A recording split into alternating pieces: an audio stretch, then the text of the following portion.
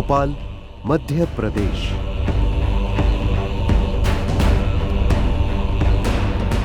उस दिन सुबह 5 बजे के करीब एक नौजवान लड़की को चौराहे पर ही उतार दिया गया।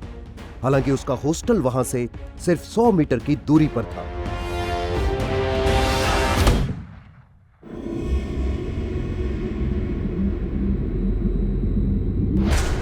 उसी दिन पुलिस को एक नौजवान लड़की की लाश बरामद हुई। लड़की के सर में गोली लगी थी और उसका चेहरा बिगड़ा हुआ था। उस लड़की के शव से एक आइडेंटिटी कार्ड बरामद हुआ। आइडेंटिटी कार्ड से मालूम हुआ कि उस लड़की का नाम वसुंधरा बुंदेला था। 22 साल की Vasundhara Bundela national institute of fashion design Bhopal की स्टूडेंट थी। वसुंधरा डॉटर्स नेस्ट नाम के हॉस्टल में रहती थी। जब पुलिस ने उसके हॉस्टल और इंस्टीट्यूट में पता किया तो उन्हें मालूम हुआ कि वसुंधरा पिछली शाम दोनों ही जगहों पर नहीं थी। वसुंधरा किसी और जगह पर थी। उस रात वसुंधरा यशोदा परिसर में थी।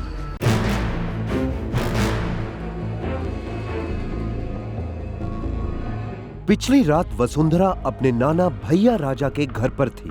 उसके मां बाप के मुताबिक यही उसकी सबसे बड़ी गलती थी। वसुंधरा के कत्ल की खबर सुनकर उसके मां बाप को गहरा सदमा लगा। उसके मां बाप वो जगह देखना चाहते थे जहां से वसुंधरा की लाश मिली थी।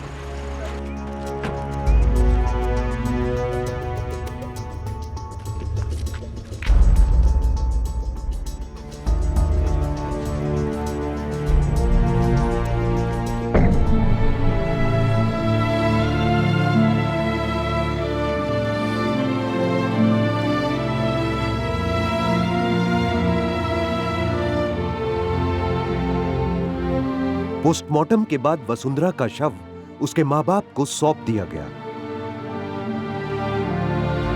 पुलिस हत्यारों की तलाश में जुट गई। वसुंधरा मर्डर केस में काफ़ी अहम सुराग पुलिस के हाथ लगे हैं और जल्दी ही उसके बारे में खुलासा करेंगे। पिछली रात को वसुंधरा अपने दादाजी भैया राजा के घर पर गई हुई थी। वहां पर वो अपने कजिन्स के साथ पार्टी में थी। भैया राजा के बंगले की तलाशी लेते हुए पुलिस ने अपनी जांच शुरू की। उस्ताद अंदर ले आओ पहले। हम लोगों को तो ये पूरा शक क्या यकीन है कि ये षड्यंत्र के पीछे पूरा भैया राजा है। उसी ने सब पूरा रचा कसा है। पुलिस ने भैया राजा से पूछताछ शुरू की। भैया राजा एक बहुत बड़े नेता हैं, इसलिए उनसे पूछताछ करना पुलिस के लिए आसान नहीं था। इसलिए पुलिस ने काफी सोच समझकर उनसे पूछताछ की। भैया राजा ने इस मामले में खुद को पूरी तरह निर्दोष बताया। मैं तो यहाँ था ही नहीं, लेकिन जो जानकारी मिली है उस जानकारी के मुताबिक ये था कि हमारे ही घर के बच्चे हैं। अगर वो मेरे घर में भी थी तो कोई इलीगल थी क्या? पर वसुंधरा के माता पिता का दावा है कि भैया राजा के घर जाने के लिए जरूर उनकी बेटी वसुंधरा को मजबूर किया गया होगा। मना भी किया था कि यशोदा परिसर मत जाया करो, मगर वो उसने षड्यंत्र रचा और रम्पी और छोटे छोटे बच्चों की ऐसी टीम बनाई तो वो रम्पी के बहकावे में आके उसके साथ चली गई यशोदा परिसर। रम्पी भैया राजा की पोती, जबकि भैया राजा का कहना कुछ और ही है। उसने ये बताया कि 10:30 बजे रात को जो उनको 10 नंबर बस स्टॉप पर मिली और फिर सब लोग साथ में घर आ गए। रात भर घर रही। रात को ही उसने जाने की जिद की। इसने कहानियां बनानी शुरू करी कि वो किसी लड़के के साथ चली गई है। रात को 10:30 बजे वहाँ पर ड्राइवर था, गाड़ी थी, तो क्यों जाने दिया गया? तो जो दामाद था उसने मना किया कि रात को कोई छोड़ने नहीं जाएगा। तो उसने कहा हमें कोई प्रोजेक्ट सबमिट करना है अपना और सुबह मैम से मिलना है जल्दी, तो हमें जल्दी 5 बजे छोड़वा देना। फिर दूसरी कहानी उन्होंने तुरंत तैयार करी कि वो तो रात को वहीं रुकी थी, सुबह हमारा ड्राइवर उसको छोड़ने गया था। और 5 बजे उठ के ड्राइवर हल्के भैया, मेरी ग्रैंड डॉटर रम्पी और हल्के भैया की छोटी बहन और एक छोटू नौकर है, ये 4 लोग यहाँ से चले तो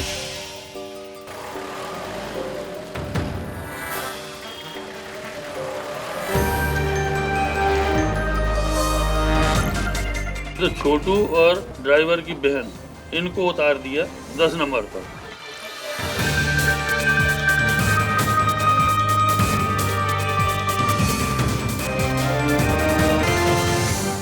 और ये छोड़ने चले गए।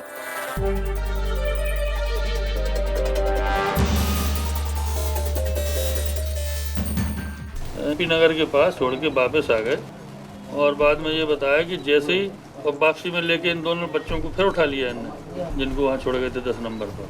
जैसे ही ये लोगों को ड्राइवर ने छोड़ा है वापस घर पे, और ड्राइवर पंचर बनवाने का कह के तुरंत गाड़ी लेके फिर वापस चला गया।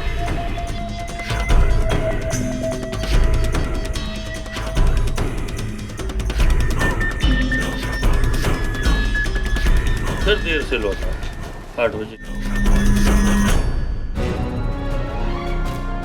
वसुंधरा के पापा ये सवाल करते हैं कि जब हॉस्टल सिर्फ 100 मीटर की दूरी पर था तो फिर क्यों वसुंधरा को चौराहे पर ही छोड़ दिया गया।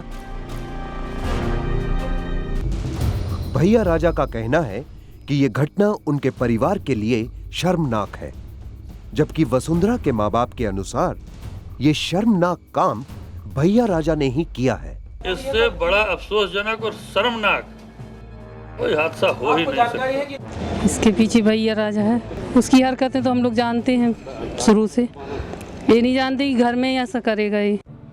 पर वसुंधरा के ही परिवार का कोई सदस्य उसे क्यों मरवाना चाहेगा।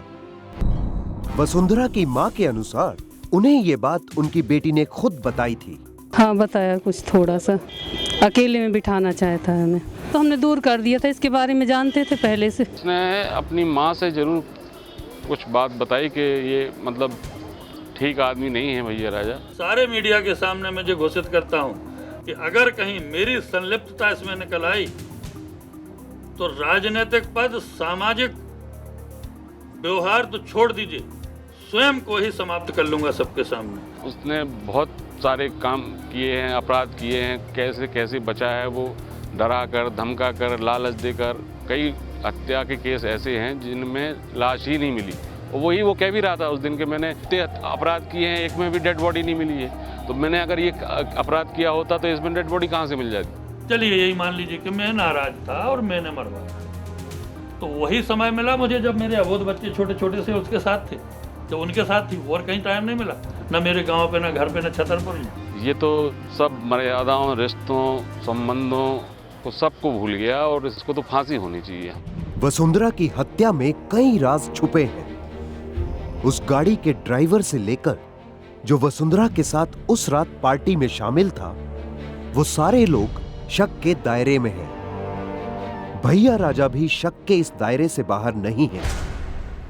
सबूतों के आधार पर कई लोगों को हिरासत में लिया गया है, जिनमें शामिल हैं रम्पी जो भैया राजा की पोती है, हल्के जो गाड़ी का ड्राइवर है, और भैया राजा खुद भी। पुलिस ने बिना डरे और बिना राजनीतिक दबाव में आए अपनी जांच की है और इस केस को सही दिशा देने की कोशिश की है। कोई कितने ही बड़े पद से ताल्लुक क्यों न रखता हो, जुर्म तो आखिर जुर्म ही होता है। वसुंधरा को गोली कैसे लगी,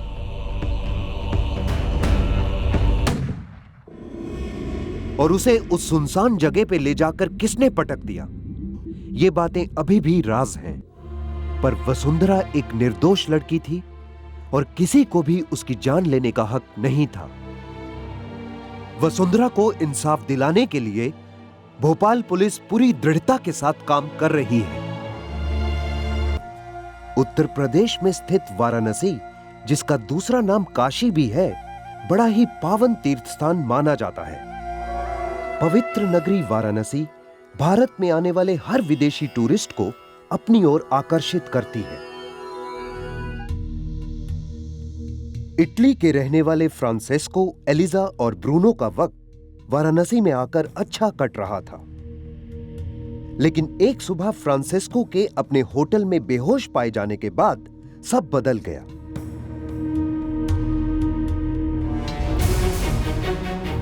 फ्रांसेस्को को तुरंत शिव प्रसाद गुप्त निजी अस्पताल ले जाया गया। वहां के डॉक्टरों ने उसकी जांच करते ही उसे मृत घोषित कर दिया। अस्पताल प्रशासन ने उसी वक्त वाराणसी के चेतगंज पुलिस स्टेशन को सूचित किया। इटालियन नागरिक फ्रांसिस्को मोंटी की मौत संदेहजनक थी। पुलिस प्रोसीजर्स के अनुसार फ्रांसिस्को की लाश पोस्टमार्टम के लिए बनारस हिंदू यूनिवर्सिटी के हॉस्पिटल भेज दी गई और जब रिपोर्ट आई तो वो कत्ल की ओर इशारा कर रही थी। पोस्टमार्टम रिपोर्ट से यह बात सामने आई कि फ्रांसेस्को की मौत दम घुटने से हुई थी। फ्रांसेस्को की गर्दन पर खरोंचे और मुंह और नाक पर खून के निशान पाए गए। पोस्टमार्टम के दौरान इसकी मृत्यु स्ट्रैंगुलेशन से होना पाया गया था, तो धारा 302 आईपीसी के तहत अभियोग दर्ज हुआ है। फ्रांसेस्को बुद्धा होटल में अपने दोस्त ब्रूनो और एलिजा के साथ रुका हुआ था।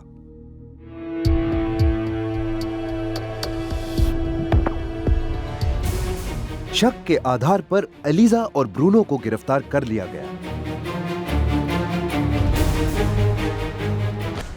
एलिजा के अनुसार फ्रांसेस्को का शव मिलने से एक शाम पहले ही वो तीनों दोस्त बुद्धा होटल में रुकने के लिए आए। वो तीनों एक ही कमरे में एक साथ ठहरे। एलिजा को लगा कि फ्रांसेस्को सो चुका है, इसलिए कुछ समय बाद वो और ब्रूनो उस कमरे से चले गए। एलिजा और ब्रूनो रात को वाराणसी घूमे और फिर किसी दूसरे होटल में जाकर उन्होंने रात गुजारी। अगली सुबह एलिजा और ब्रूनो होटल बुद्धा लौट आए। कमरे में दाखिल होते ही उन्हें लगा कि फ्रांसेस्को की हालत कुछ ठीक नहीं है। मदद के लिए उन्होंने तुरंत होटल मैनेजर से संपर्क किया। महिला आकर बोली, आई नीड अ डॉक्टर। देखिए अभी 8 बजे हैं, किसी डॉक्टर को बुलाने में समय लगेगा, कम से कम 1-1.5 घंटा तो लगेगा। इमीडिएटली अगर चाहिए, बहुत सीरियस है तुम्हारा आदमी, तो अभी छोटे वाले सरकारी अस्पताल चलो। फ्रांसेस्को को अस्पताल ले जाया गया, जहां डॉक्टरों ने उसे मृत घोषित कर दिया। आखिर एलिजा और ब्रूनो अपने दोस्त को क्यों मारना चाहेंगे? पुलिस को इस हत्या का कारण जानने के लिए सुराग की तलाश थी और उसने पूरा कमरा छान मारा। कुल मिला के ये 3 लोगों के बीच की कहानी है। एक मर गया है और 2 लोग गिरफ्तार होकर जेल में चले गए हैं। कोई भी बाहरी या किसी भी प्रकार का लोकल आदमी इसमें शामिल नहीं है। एलिजा और ब्रूनो से फिर एक बार पूछताछ की गई। एलिजा ने पुलिस को सारा वाकया विस्तार से बताया। एलिजा और फ्रांसिस्को आपस में दोस्त थे जो इटली से भारत घूमने के लिए आए थे। सबसे पहले वो गोवा गए और कुछ समय वहां बिताया। वहां उन दोनों की मुलाकात इटली से ही आए हुए ब्रूनो से हुई। गोवा से वो तीनों दिल्ली पहुंचे। दिल्ली से वो लोग वाराणसी आए। वाराणसी आने के बाद एलिजा और फ्रांसिस्को ने वो सब कुछ किया जो वो करना चाहते थे।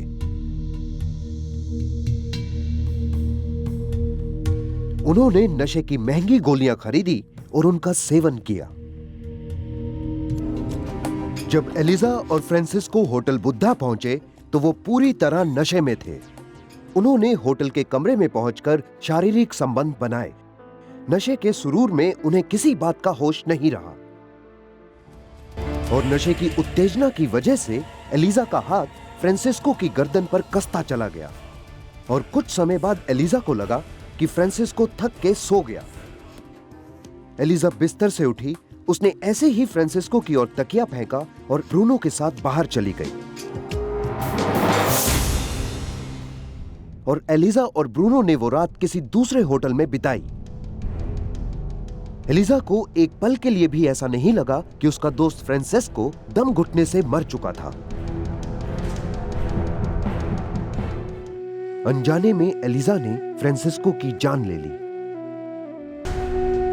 फ्रांसिस्को का अंतिम संस्कार हिंदू रीति रिवाजों के साथ हुआ। हमारी दुआ है कि ईश्वर फ्रांसिस्को की आत्मा को शांति दे। मुंबई, देर रात। कैफे चर्चिल बंद होने से कुछ ही समय पहले एक नौजवान कैफे के अंदर आया।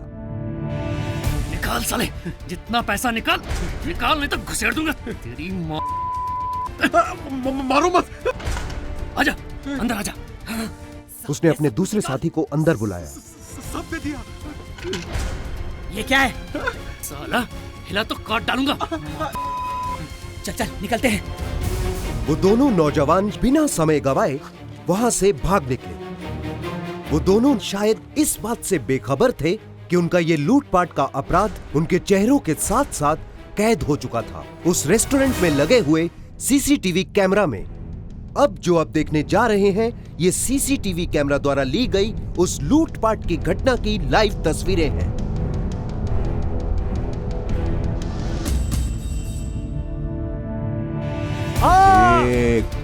तेरे को समझते के नीचे क्या हो रहा है? हाँ? तेरे को बस समझ इतना ही। सब दे दिया। पकड़ के रख। जल्दी अबे हाथ चले, हाथ काटे हैं तेरे। चल चल चल, निकाल जेब में क्या है रे?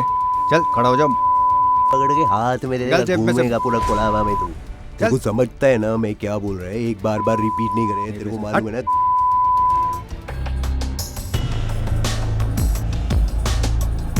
अपराधियों तक पहुंचने के लिए सीसीटीवी कैमरा की तस्वीरें काफी हद तक मुंबई पुलिस के सहयोग में आने वाली थी। उन दोनों लुटेरों में से एक का चेहरा हेड कांस्टेबल भीमराव पवार और विजय शेवाले को काफी जाना पहचाना लगा और उस जाने पहचाने चेहरे का नाम था आरिफ सुलेमान। पुलिस ने इस आदमी को करीबन 1 साल पहले भी मारपीट की वारदात में गिरफ्तार किया था। आरिफ सुलेमान मुंबई में देवनार का रहने वाला था। पुलिस ने 3 दिन अपना जाल बिछाकर आरिफ का वहां इंतजार किया और जैसे ही आरोपी आरिफ सुलेमान वहां पहुंचा उसे पकड़ लिया। आरिफ सुलेमान के पकड़ में आते ही दूसरा लुटेरा सुनील मोरे भी पकड़ लिया गया। सिर्फ 6 दिनों में मुंबई पुलिस ने इस लूटपाट की घटना के दोनों बेखौफ अपराधियों को पकड़ लिया। हमने सुनील मोरे और आरिफ सुलेमान, ये 2 अक्यूज को हमने अरेस्ट किया है। हम ये चाहते हैं कि एस्टैब्लिशमेंट्स में भी सीसीटीवी कैमरा होना चाहिए और उसके जरिए हमारा क्राइम डिटेक्शन बढ़ सकता है।